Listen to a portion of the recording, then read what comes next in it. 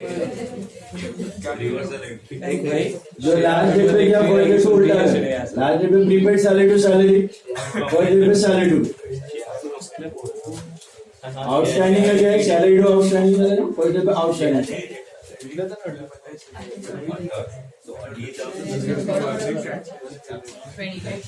चलो डन।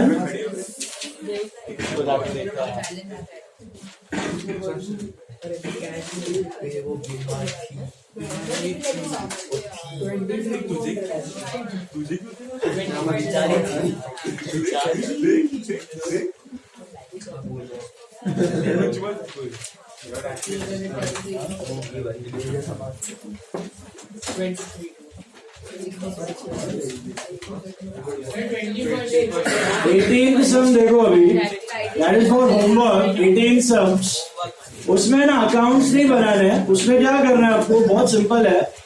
आपको दिखाना है कि how will subscription account 18 sum number 18, ध्यान से देखो, मिला? ओके, उसमें you are not supposed to make accounts, you are just supposed to show with the data how will subscription appear in income and expenditure account। तो ये extract और balance sheet भी पूछा है, तो ऐसा ही एक छोटू 2 लाइन का बैलेंस शीट बनाने का, उसमें दिखाने का pre receive outstanding, pre receive last year and current. तो जैसे ये बना है वैसे छोटा 2 लाइन का बैलेंस शीट एक्सट्रैक्ट बना है, एक लास्ट ईयर एक current year. Is this clear? Hello, last year current year 18 one is for homework. Now cut to sum number 21 problem। उसके बाद एक और बाकी है अपना, let's see they are able to complete every time। sum number 21। now what is the concept of 21st sum? listen, अभी तक जैसे आपका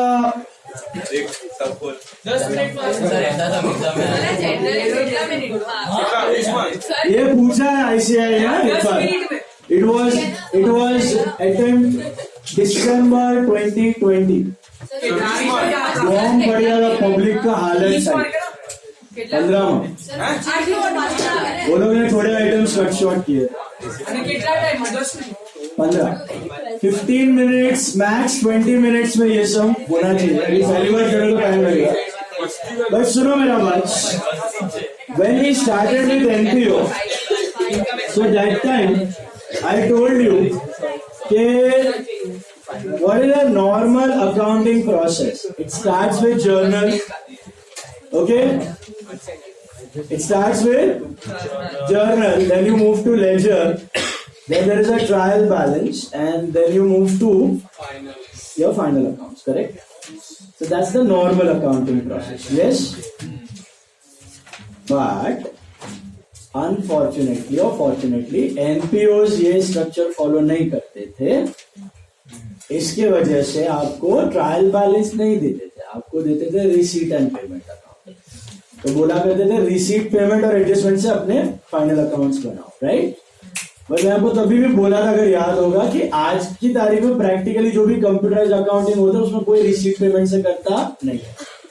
every NPO, every organisation goes through the same process of journal, ledger, trial balance and final account. So in this question they are not given you receipt payment account, it's a trial balance. So that becomes very simple actually, because it is like your normal final accounts.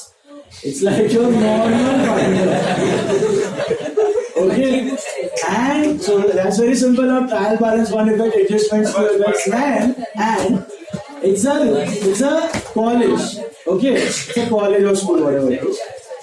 So college है तो आपको थोड़ा सा common sense use करना है। देखो basics याद रखने का। If an item appears on the debit side, it is bound to be an expense or an asset. If it appears on credit side, it is bound to be an income or a liability. वो तो common sense है आपके साथ। और college है, उसके हिसाब से सोचो आप कॉलेज में जा रहे हो तो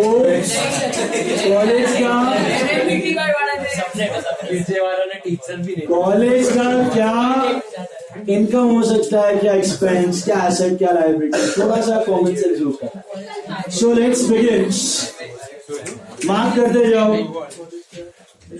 2016 का करना है अपने को। Seminar and conference receipts, income mark करते जाओ। इनकम, कंसल्टेंसी रिसीट्स, इनकम एकदम जो वेरी इंपॉर्टेंट, सब स्टार मार्क करके रखना। Security deposit of students,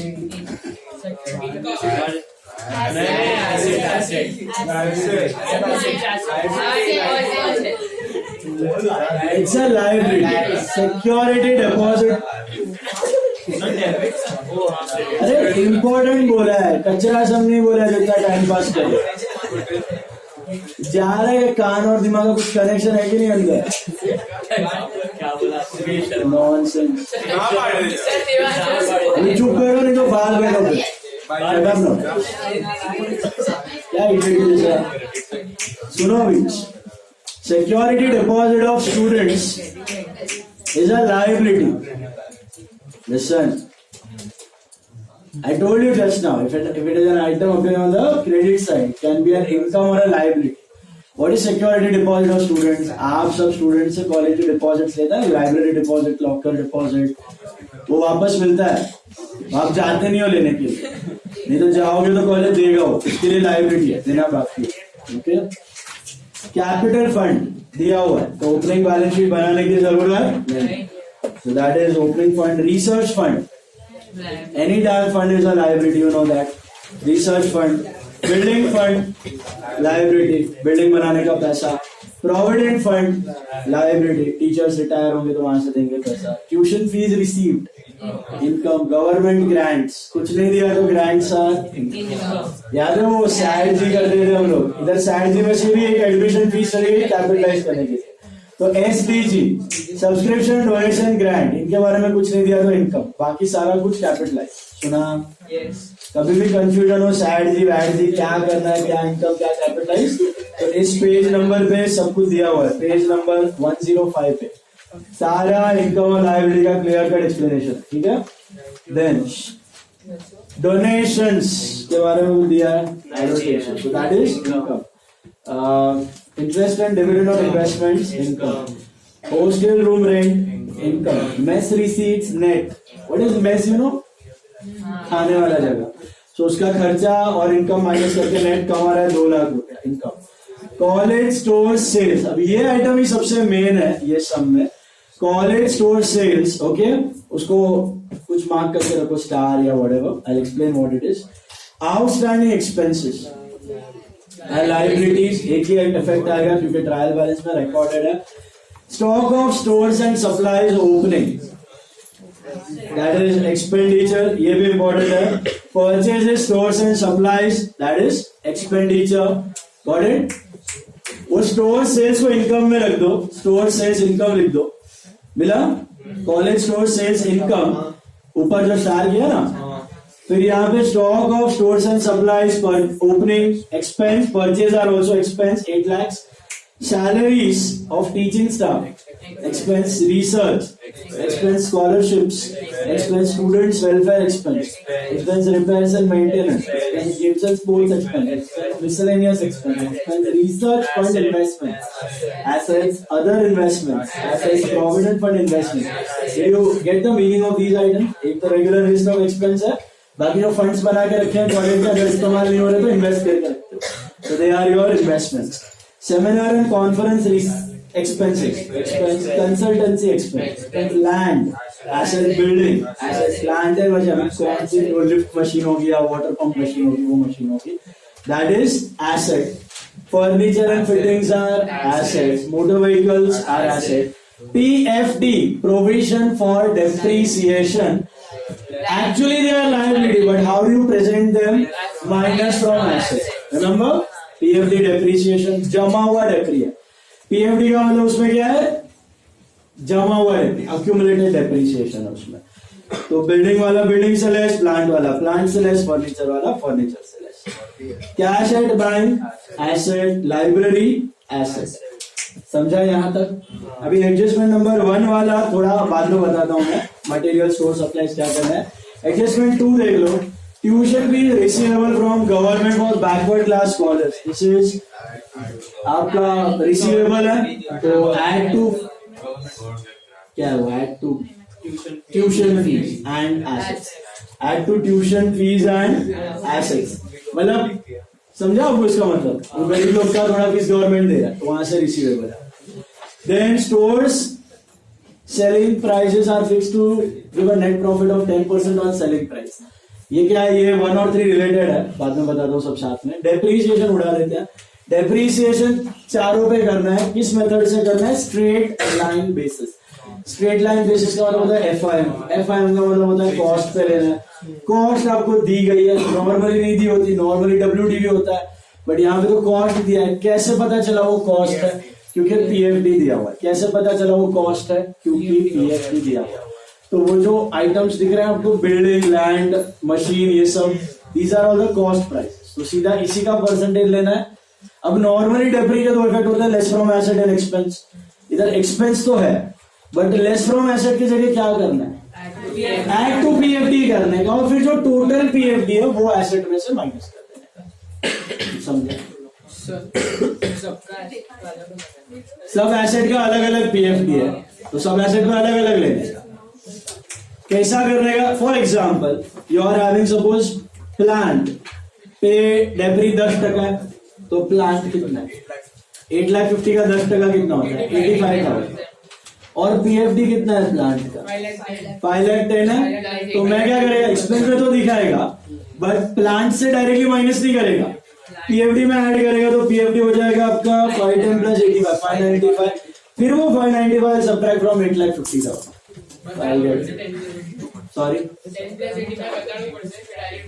brackets में दिखा सकते हो. इनर कॉलम में सीधा 595 और 850 - 595, 2,55,000. સર આ યર આજે પીએફડી માં ડેપ્રી એડ કરીને land building plant machinery minus કર્યું, પછી નેક્સ્ટ યર જ્યારે ઓપન કરશે ત્યારે પાછું ઓરિજિનલ જે કોસ્ટ છે ઈ જ લખશે કે ઓલું નહીં, કોસ્ટ अलग पीएफडी अलग, એટલે કોસ્ટ જ લખશે ને, પીએફડી ત્યારે પાછું અલગ થશે, अलग પાછું પીએફડી માં એડ થઈ ટોટલ પીએફડી માઈનસ અને પછી પાછું કોસ્ટ જ લખશે. Cost that is the advantage of PFD method. જ્યારે સેલ કરશે ત્યારે પીએફડી માઈનસ કરીને જે વેલ્યુ આવશે ई बुक वैल्यू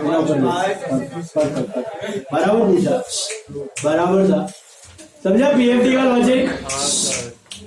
पीएफडी में करंट या डेप्री ऐड होगा, फिर टोटल पीएफडी माइनस होगा. समझा? अभी वो जो स्टोर्स वाला एडजस्टमेंट है ना, देखो क्या दिया. उससे पहले मुझे एक कंसेप्ट बताओ, मुझे बताओ आपने जो फाइनल अकाउंट्स में किया है, मुझे बताओ गुड्स, देखो goods lost by fire, trading account, trading credit and P&L debit. Please listen guys, trading credit and P&L debit, right? Hello, please pay attention.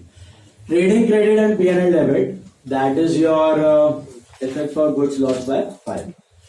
इसका ऑल्टरनेटिव क्या है, ट्रेडिंग क्रेडिट की जगह आप एक और चीज कर सकते, माइनस फ्रॉम परचेज भी कर सकते हो ना, कर सकते हो कि नहीं, बराबर है. So instead of trading credit I can subtract from purchase and P&L debit. Goods distributed as free samples. So P&L debit and trading credit की जगह less from purchase. Goods given as salaries. Salary to purchase, add to salary and less from purchase या फिर trading credit. Correct? So basically what are you doing? You are removing an expense from purchase and you are putting it under P&L. Why do you do that? क्योंकि salary वो बेचना नहीं है ना, वो दूसरे को भी उसके लिए यूज किया. स्टॉक से तो किया ही नहीं है माइनस, परचेज से. मतलब वो बेचने के लिए नहीं खरीदा. परचेज भी एक्सपेंसिव था और सैलरी भी एक्सपेंस है, तो रहने दो. एक डायरेक्ट है, इनडायरेक्ट है. तो अगर मैं डायरेक्ट में सैलरी पड़े रहने दूं तो गलत होगा. क्यों?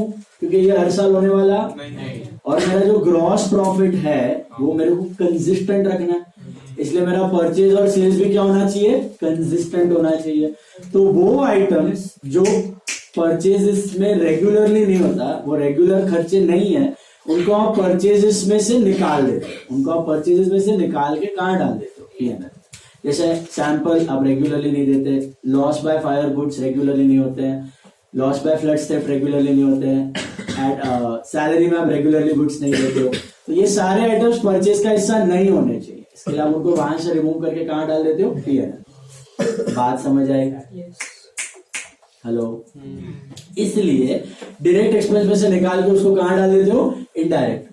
क्योंकि अगर उसको डायरेक्ट में रहने दोगे तो आपका प्रॉफिट क्या होता है, वही परचेस पैड होके आप बेचोगे तो एक साल मार्जिन बढ़ जाएगी, प्राइस बढ़ जाएगा, सेलिंग प्राइस। दूसरे साल वो समझो 10 मोबाइल फोन आपने, आप मोबाइल फोन के डीलर हो, आपने 100 मोबाइल फोन खरीदे। कितने?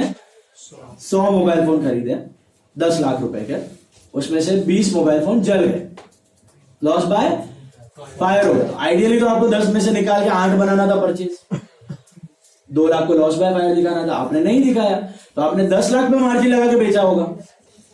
बेचे तो 8 लाख की ही है, लेकिन कॉस्ट तो 10 लाख की हो गई, तो मार्जिन ज्यादा, प्राइस ज्यादा हो जाएगा। नेक्स्ट ईयर वो लॉस होने वाला नहीं है, तो आपके प्राइस कम, मार्जिन कम, वो बेचारा बाहर बौखला जाएगा, ये क्या कर रहा है, इतना महंगा, इतना सस्ता, इतना महंगा, तो धंधा ही नहीं होगा आपका। तो जो अबनॉर्मल आइटम्स होते हैं, फॉर एग्जाम्पल जो लॉजिक क्या है इसका, अबनॉर्मल आइटम्स होते हैं जो हर साल होने वाले नहीं है, जैसे गुड्स गिवन है, sample, fire, flood theft, withdrawn for personal use, उनको आप परचेज में से हटा के कहां डाल देते हो, एक्सपेंस में डाल देते हो। समझ में आ रहा है यहाँ? उसके बाद आप प्रॉफिट डिटरमाइन करते हैं, समझा? अभी इन दिस सिचुएशन आपका ओपनिंग स्टॉक कितना है? आपका ओपनिंग स्टॉक है 3 लाख। ये आप ट्रेडिंग डेबिट में दिखाते हो। अच्छा, ये ओपनिंग स्टॉक है किसका? स्टोर्स एंड सप्लाईज दिया हुआ है, कुछ तो स्टोर्स एंड सप्लाईज दिया हुआ है, बराबर है। एड परचेजेस कितना है? 8 लाख, स्टोर्स एंड सप्लाईज। तो बेसिकली नॉर्मली जो एनपीओज होते हैं ना, वो ट्रेडिंग एक्टिविटीज में इन्वॉल्व नहीं होता, इसलिए हम उसको एनपीओ भी बोलते हैं, non trading concept. But college क्या होता है, कभी कभी ट्रेडिंग एक्टिविटीज में भी इन्वॉल्व होता है।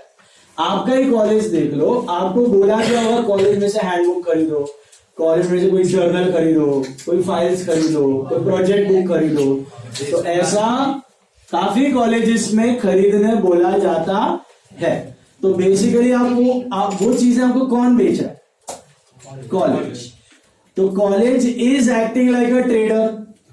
कॉलेज माल खरीद रहा है बाहर से, कहीं से तो लेता होगा, नवनीत से, और आपको बेच रहा होगा। भले उनका मोटा प्रॉफिट नहीं होता, लेकिन उसमें प्रॉफिट हो जाता है, वो सरप्लस होता है उनका, वो यूज कर लेते हैं for the benefit of students. करते हैं कितना वो पता नहीं, बट करते हैं बुक्स पे। तो बात समझ में आ रही है? अभी सुनो मेरा बात। उसमें से आपने देखा होगा आपके टीचर्स भी है ना, कुछ जर्नल्स यूज कर रहे हो, वही जर्नल जो आप यूज कर रहे हो, वही जर्नल टीचर्स भी यूज कर रहे हो। तभी कॉलेज टीचर्स को बेचता नहीं है वो जर्नल्स, उनको बोलता है कि इंटरनल कंजम्पशन के लिए यूज हो गया। क्या बोलते हैं? इंटरनल कंजम्पशन के लिए यूज हो गया। तो हो क्या रहा है, जैसे बिजनेस माल खरीदता है, कुछ बेचता है, और समझो कुछ गुड्स उसने सैलरी के फॉर्म में दिया, समझ रहे हो? वैसे कॉलेज भी मटेरियल खरीदा, बुक्स खरीदा, कुछ उसने स्टूडेंट्स में बांटे, बेचे, स्टूडेंट से पैसे लिए, और कुछ अपने ही स्टाफ को दे दिए फॉर कंजम्पशन। समझ में आया? जैसे फ्री सैंपल के लिए जाता है बिजनेस में गुड्स, सैलरी के लिए जाता है, वैसे ही कॉलेज भी जो माल मंगवाता है, मंगवाता है, सारा का सारा बेचता नहीं है, कुछ माल उसमें से सेल्फ कंजम्पशन के लिए यूज हो जाता है। कहां यूज हो जाता है? Self consumption. तो वो कॉलेज का एक्सपेंस हुआ, लेकिन वो इनडायरेक्ट एक्सपेंस हुआ, क्योंकि वो हर साल होने वाला। तो बोलने का मतलब यहाँ पे ओपनिंग स्टॉक 3 लाख है, परचेजेस 8 लाख है। अभी वो फर्स्ट एडजस्टमेंट पढ़ो, देखो क्या दिया है। Material and supplies consumed from college stores, दिख रहा है? Teaching, research, student welfare and games of sports. तो टोटल करोगे ना तो आपको मिलेगा 2 लाख और 3 लाख मिलेगा। तो मतलब ये जो टोटल गुड्स थे ना, इसमें से 3 लाख के गुड्स 3 लाख के गुड्स इंटरनली यूज हो गए, ये आपने बेचे नहीं।